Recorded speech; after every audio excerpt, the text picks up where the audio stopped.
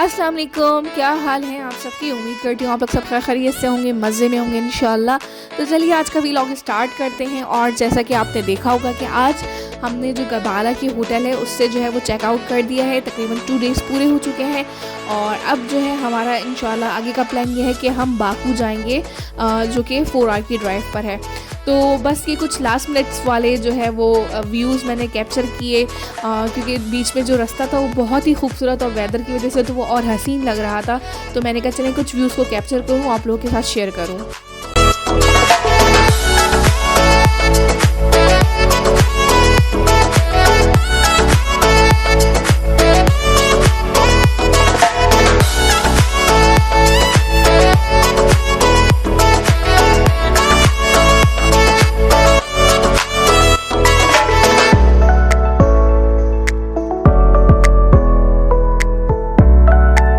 और बस फिर हमने 2 आवर की ड्राइव के बाद यहाँ पे जो है ड्राइवर ने थोड़ी देर के लिए स्टे करवाया। तो मैंने कहा आपको ये जगह दिखाऊँ, तो इन्होंने जो है ना पूरा सिवेनियर शॉप बनाई हुई थी, बड़ी खूबसूरत सी थी कि आप यहाँ से डिफरेंट सिवेनियर्स को जो है वो परचेज़ कर सकते हैं।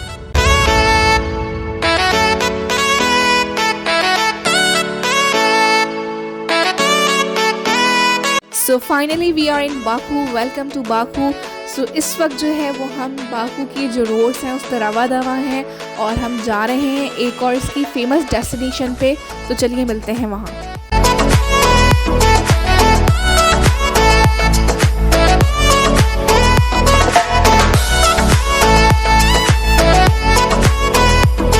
और बिल्कुल सामने जो आपको चीज़ नज़र आ रही है, जगह नज़र आ रही है, ये टूरिस्ट अट्रैक्शन है और इसको कहा जाता है हाईलैंड पार्क, और जिसको लोकल लोग यहाँ के कहते हैं दगुस्ता पार्क, जिसके मतलब होते हैं अपलैंड पार्क।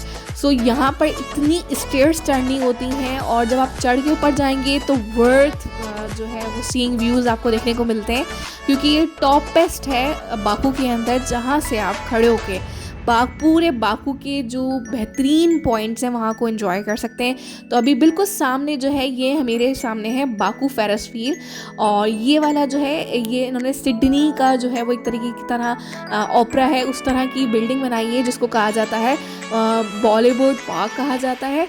और बाकी यहाँ से खड़े होके यानी बिल्कुल टॉप जो है बाकू के है, तो यहाँ से खड़े हो के आप पूरी जगह को अच्छे से डिस्कवर कर सकते हैं। जो यहाँ की फेमस प्लेसेस हैं जैसे कि बाकू बे हो गया और बॉलीवुड बे हो गया, और बाकी शहनशाह पैलेस हो गया, ओल्ड सिटी हो गया, और बैक की साइड पे जो है ना फ्लेम टावर्स को भी इंजॉय कर सकते हैं। यानी यहाँ से खड़े होकर आप पूरे बाकू को जो है ना उसके व्यूज़ को इंजॉय कर सकते हैं। बेहतरीन जगह है ना। अच्छा, थोड़ी सी मैं हिस्ट्रीज़ को बता दूं आपको इसकी, कि ये 1935 के अंदर जो है इसकी कंस्ट्रक्शन स्टार्ट हुई थी, और बाकी इसके अंदर जो है ना बाकू के लाइमस्टोन्स को यूज़ किया गया एज अ मटीरियल। और बाकी मैंने आपको बता दिया यहाँ पर कि ये इसको अभी तक मतलब ये बहुत पुरानी जगह है, लेकिन इसको इतना मेंटेन और प्रिजर्व करके रखा गया है ताकि जो है वो एक टूरिस्ट अट्रैक्शन बनी रहेगी। तो यहाँ के व्यूज़ बेहतरीन, बहुत आला। और पता है क्या, इतने टॉप पर था ना, एक तो स्टेयर्स चढ़ के आपके जो है वो नीज़ ठीक ठाक उनका हाल हो गया, और फिर उसके बाद वेदर इतनी ठंड थी, शिवरिंग होने लग गई थी ना। तो ये सामने जो है ये है बाकू फेरस व्हील, और ये इन्होंने एक तरीके का स्विंग बनाया था जिससे आप क्या है कि आप जो सी के और पूरी सिटी के जो है ना वो व्यूज़ दे सकते हैं। और इसके अंदर 30 कैबिन्स थे, तो इसके भी अलग टिकट थे। और बाकी जो मैंने आपको एक और बिल्डिंग दिखाई थी जो मैंने बताया था वो बॉलीवुड पार्क है, तो वो जो है सी फेसिंग पार्क है, वो इंशाल्लाह मैं आपको आगे बताती चलूँगी। तो अभी आप यहाँ के व्यूज़ को एंजॉय करें।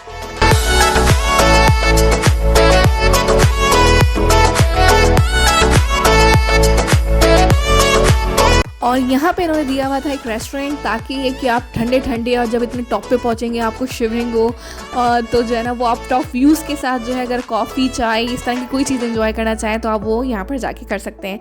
तो चलिए अब चलते हैं नेक्स्ट डेस्टिनेशन पे। मतलब मैं कहती हूँ चढ़ना तो इतना ज़्यादा मुश्किल होता है, उतरना फिर भी आसान है एज़ कम्पेयर टू चढ़ना। हालत हो जाती है, और जब ठंडा मौसम हो, वेदर ऐसा हो ना, तो बहुत मतलब तकरीबन हमें 10-15 मिनट लगे थे, क्योंकि काफ़ी टॉप है। अभी इस पर शायद वीडियो में इतना नज़र नहीं आ रहा है, लेकिन ये काफ़ी टॉप पे थी और इतनी सारी स्टेयर्स थी कि आप चढ़ते जाएं और व्यूज़ को एंजॉय करते जाएं।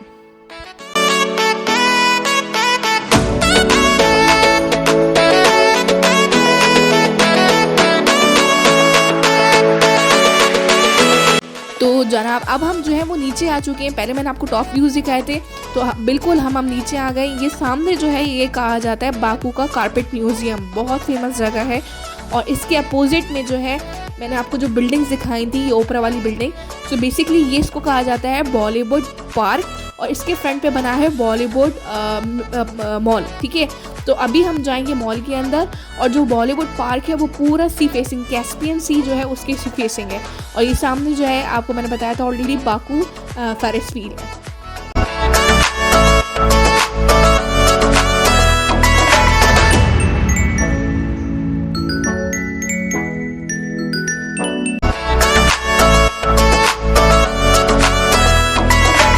अच्छा जी, तो इस वक्त जो है हम इसके जो बॉलीवुड मॉल है उसके अंदर एंटर हो चुके हैं।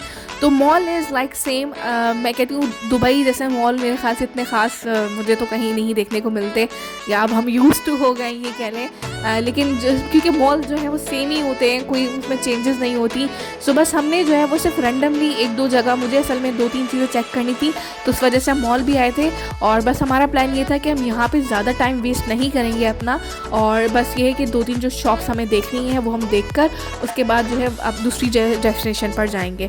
सो बहरहाल यहाँ पर जो है वो काफ़ी सारे ब्रांड्स थे, कुछ तो बहुत ज़्यादा सेम, जो इंटरनेशनल ब्रांड्स होते हैं वो डेफिनेटली हर जगह सेम ही होते हैं, तो वो काफ़ी जगह सेम थे। और ये इसका जो है ना मेन पॉइंट, यानी जो आप हर मॉल का एक मेन पॉइंट, सेंटर पॉइंट होता है। सो बेसिकली ये इसका सेंटर पॉइंट था, बड़ा खूबसूरत से इन्होंने जो है वो फाउंटेन दिया हुआ था, और उसके अंदर जो लाइट्स थी और ब्लू वाटर जो था वो बहुत ही खूबसूरत लग रहा था। सो अब जो है हम थोड़ा सा मूव करेंगे आगे। असल में मैं आपको बताऊं क्या हुआ था कि यहाँ पर इतनी ठंड थी ना, और वो ठंड भी ऐसी थी कि जो है वो आपको चुभने वाली होती है ना, उस तरह की। और मुझे यहाँ पर जो है ना जो लॉन्ग कोट्स लोगों ने पहने हुए थे मुझे बहुत खूबसूरत लग रहे थे। सो मेरा माइंड था कि मैं यहाँ से जो है ना वो लॉन्ग कोट्स को परचेज़ करूँगी ना। सो इसी वजह से हम मॉल भी आए कि चलो अगर हमें यहाँ पर मिलता है तो हम देख लेते हैं।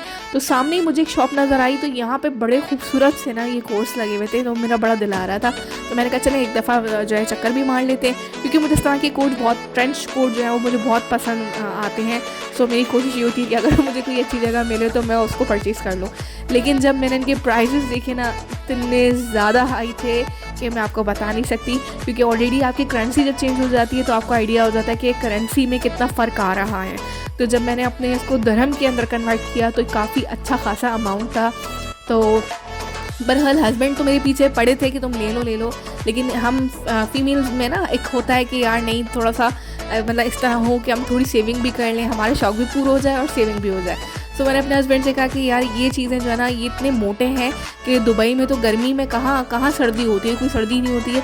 तो अगर कभी इंशाल्लाह कभी नेक्स्ट ट्रिप पे जाना हुआ तो फिर जब परचेज़ करूँगी, क्योंकि अभी लेके फ़ायदा नहीं है, ऑलरेडी हमारे टाइम यहाँ पे स्पेंड हो चुका है। सो फिर मैंने सिर्फ चेक किया और उसके बाद मैं बाहर आ गई थी। और इंशाल्लाह फिर नेक्स्ट टाइम कभी कहीं का ट्रिप हुआ किसी फॉरेन कंट्री का तो जब ये परचेज़ करूँगी। अभी रख के फ़ायदा नहीं था कि वो एक जगह ना सिर्फ कबर्ड के अंदर ही पड़ा रहे, तो फ़ायदा नहीं है। सो बहरहाल इस वक्त जो है हम वो फूड कोर्ट में पहुंच गए थे। फूड कोर्ट में मैं आई थी क्योंकि भूख भी लग रही थी, लेकिन ये था कि मैंने सिर्फ ये भी चेक करना था कि यहाँ पे कौन कौन से ब्रांड्स थे। तो काफ़ी हद तक काफ़ी सारे जो है वो ब्रांड्स यहाँ पर जो सिमिलर हैं वो अवेलेबल थे जो दुबई के अंदर थे। और यहाँ पे मिनिसो भी जो है हमें देखने को मिला। तो मेरे हस्बैंड ने कहा कि एटलीस्ट एक दफ़ा चक्कर मार के आते हैं, उनको बड़ा शौक हो रहा था कि वो देख सकें यहाँ पर चीज़ें सेम हैं या कुछ इसमें डिफरेंट है। तो हमने जो है वो मिनिसो का भी चक्कर लगा लिया।